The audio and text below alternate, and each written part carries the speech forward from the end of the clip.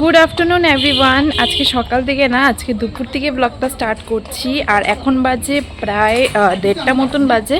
তো আমি এখন দোকানে যাচ্ছি, কিসের জন্য যাচ্ছি সব বলছি। তো চলো আজকে ব্লগটা স্টার্ট করি। আর আই হোপ তোমাদের এই ব্লগটা দেখতে খুব ভালো লাগবে। তো আমি গেছিলাম ভাই যাতে বাড়িতে এসে ভাত খেয়ে যেতে পারে সেজন্য। আর গিয়ে দেখি ইস্কনের প্রভুও এসছে। তো অ্যাকচুয়ালি প্রভু প্রত্যেক মান্থলি আসে, এমনিও আসে, বাট প্রত্যেক মান্থলি মানে আমরা কিছু একটা মন্দিরের জন্য কিছু একটা আমাদের সামর্থ্য অনুযায়ী দেওয়ার চেষ্টা করি। তো সেই কালেকশনটাই আজকে নিতে এসেছিলো, আর কিছু কাপড় টাপড়ও নিয়েছিল। তারপরে প্রভু আমাকে প্রসাদ দিয়েছিল। এমনি যখন কালেকশন করতে আসে না, তখন মিষ্টি বলো, পিঠা বলো, এইসব মানে নিয়ে আসে। বাট আজকে না অন্নপ্রসাদ নিয়ে আসছিল, ভীষণ টেস্টি হয়েছিল। বেবিকর্ন দিয়ে কিছু একটা বানিয়েছিল আর কি, তরকারি টাইপ, সেটাই মানে মেখে নিয়ে আসছিল। ভীষণ টেস্টি হয়েছিল। আমি অল্প মার জন্য নিয়ে নিয়েছিলাম, বিকজ মাও প্রসাদ খেতে ভীষণ ভালোবাসে। আমাদের বাড়িতেও যেন আগে প্রায় অনেক সময় ভোগ হতো, মানে মাসে 1-2 বার এরকম তো ভোগ হতোই, বাট এখন সেটা আর হচ্ছে না।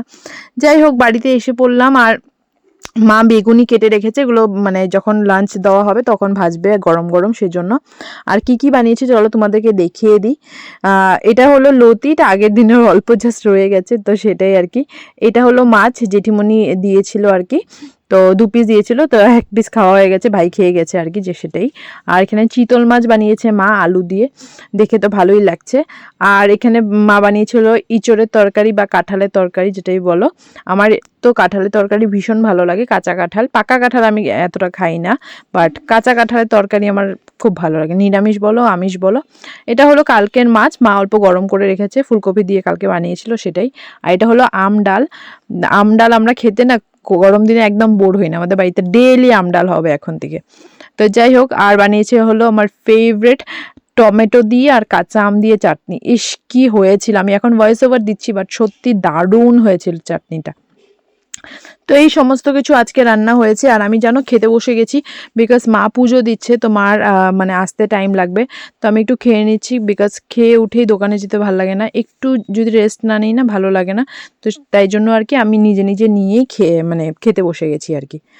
তো খাওয়া দাওয়া হয়ে গেছে, এখন আমি প্রসাদ নিতে এসেছি। আজকে প্রসাদে তরমুজ ছিল, ঠান্ডা ঠান্ডা তরমুজ খেতে আমার এই গরমে সত্যি ভীষণ ভালো লাগে। তো সেটাই মা প্রসাদগুলো দিয়ে দিচ্ছিল আমাকে। আর এখন আমি দোকানে যাচ্ছি, বোন না ম্যাগি নিয়ে যাচ্ছিল বান্টিদার দোকান থেকে, তো সেটাই ওকেই দেখাচ্ছিল, ও হয়তো ম্যাগি বানিয়ে খাবে আর কি এখন। যাই হোক, দোকানে এসে পড়েছি, আর এখন তো দোকানদারি করতে হবে। তো দেখো আমি দোকান থেকে এসে পড়েছি এখন। আর জানো এত সময় দুপুরবেলা লাঞ্চ করার পর থেকে তো আর কিছু খাওয়া হয় নাই, আর দোকানে গিয়ে তো ভ্লগও করিনি সেভাবে। তো ভীষণ খিদা পেয়ে গেছিলো, কি বলবো, মানে 6-7 ঘন্টার সেই 2:30-3টার সময় ভাত খেয়েছিলাম, আর এখন বাজে 10টা।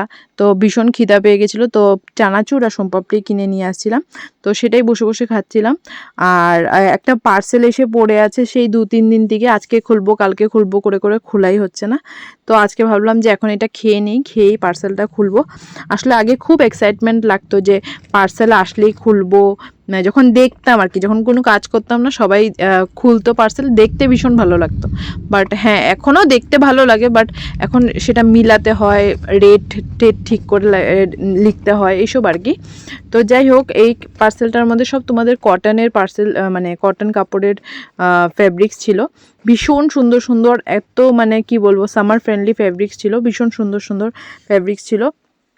তো সেটাই আমি বের করছিলাম, আরও সমস্ত কি কি ছিল আর কি, ঠিক মনে নাই, অনেকগুলো প্যাকেট ছিল। তো যাই হোক, এই ছিল ফেব্রিক্স, আরও আছে। হ্যাঁ, আমি জাস্ট এখানে ছোট্ট করে একটা গ্লিমস দিলাম, আরও আছে, এছাড়াও অনেক আছে। তো এটা হলো আগের দিনের ব্লগ। আমি যেহেতু আগের দিন ব্লগ করি নাই, জাস্ট বিকেলবেলার দিকটাই ব্লগ করেছি, মানে রাত্রেবেলার দিকটাই। তো ভাবলাম এটার সাথে অ্যাটাচ করে দিই। আসলে আমাদের একটা বিয়েবাড়ি ইনভিটেশন ছিল, তো দাদাটা আমাদের খুব ক্লোজ আর কি। তো আমরা অ্যাকচুয়ালি মা আর বাবা যেহেতু আজকাল যাচ্ছে না না বিয়েবাড়িতে, আমরা ভেবেছিলাম যে আর যাবোই না। আর বিয়েবাড়ি মানে অনেক দূর আর কি, স্কুটি করে যেতে 15-20 মিনিট লাগে আর কি, হাইওয়ের সামনে আর কি। তো ভেবেছিলাম যাবো না, আমরা দোকান থেকে এসে এমনি জাস্ট বসে আছি। তারপরে দাদাটা ফোন করেছে যে প্লিজ মানে এরকম আসতে আর কি।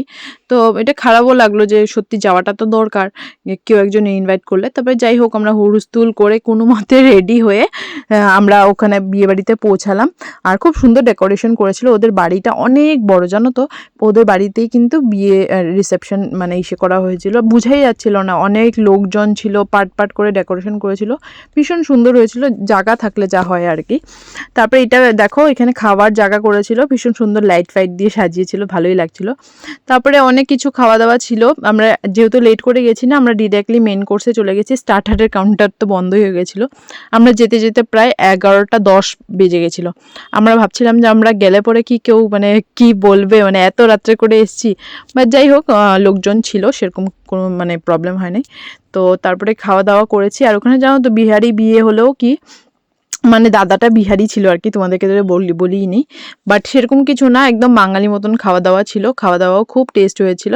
আর তোমাদের ব্রাইডটাকে কেমন লেগেছে জানিও। তারপরে তো আমরা জমিয়ে খাওয়া দাওয়া করলাম। আর আমি এই যে চাটনি পাঁপড় খাচ্ছি, আমার চাটনি পাঁপড় খেতে ভীষণ ভালো লাগে। আমি বিয়েবাড়িতে গেলে ডাল ভাজা, হ্যাঁ, আর বাকি যাই খাই, মাংস কোনো সময় খেলাম, আর চাটনি পাঁপড় খেতে খুব ভালো লাগে। তো যাই হোক, তারপরে আমরা দেখো এখন বাজে হলো প্রায় 11, 11:30 উপরে আর কি। আমরা গিয়েই খেতে বসে গেছি আর কি, দেখা করেই খেতে বসে গেছি। তো এখন আমরা যাচ্ছি আর কি। তো কেমন লাগলো ব্লগটা জানিও। Thank you so much for watching. Please do like, share and subscribe.